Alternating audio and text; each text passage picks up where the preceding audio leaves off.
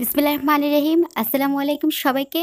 মাত্র একটি আলু দিয়ে এরকম একটি মজার নাস্তার রেসিপি আজকে শেয়ার করব। চলুন রেসিপিটি শুরু করা যাক। এখানে নিয়েছি একটি বড় সাইজের আলু। এই রেসিপিটার জন্য বড় সাইজের আলুগুলোই বেশি ভালো হয়, তবে মাঝারি সাইজের আলু নিতে পারেন, ছোট সাইজের আলুটা না নিলেই ভালো হয়।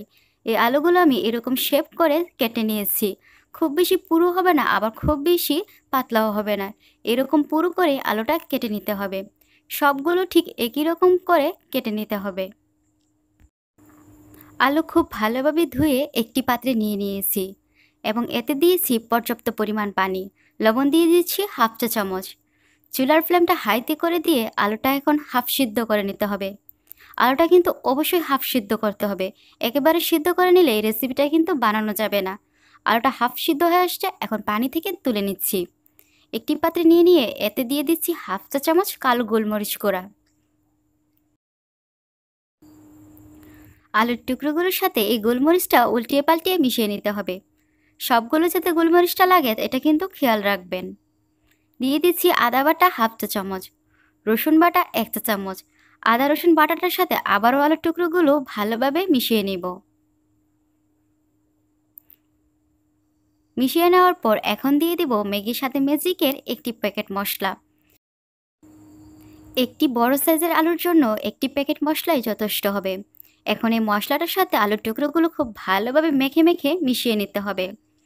আলুটা কিন্তু অবশ্যই হাফ সিদ্ধ করবেন, তা না হলে কিন্তু এই নাস্তাটা বানাতে পারবেন না। এখন এটা একদম রেডি। ব্যাটার তৈরি করার জন্য এখানে বেসন নিয়েছি মেজারমেন্ট কাপে 1.5 কাপ। ময়দা দিয়ে দিচ্ছি 1 কাপ থেকে অল্প কিছুটা কম। এই উপকরণগুলো মিশিয়ে নিচ্ছি। সুন্দর একটা রং আসার জন্য দিয়েছি 1 চিমটি হলুদ গুঁড়া। লবণ দিয়ে দিচ্ছি স্বাদ মতো।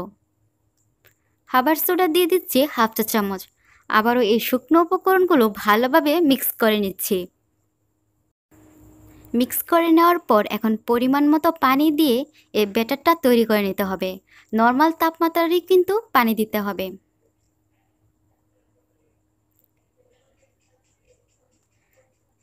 ব্যাটারটা আমি তৈরি করে দেখিয়ে দিচ্ছি। ব্যাটারের ঘনত্বটা ঠিক এমন হবে। বেশি পাতলা করে ফেললে কিন্তু এই নাস্তাটা তৈরি করতে পারবেন না। ব্যাটারটা তৈরি করার পর এটা রেস্টে রেখে দিতে হবে 5 থেকে 6 মিনিটের জন্য।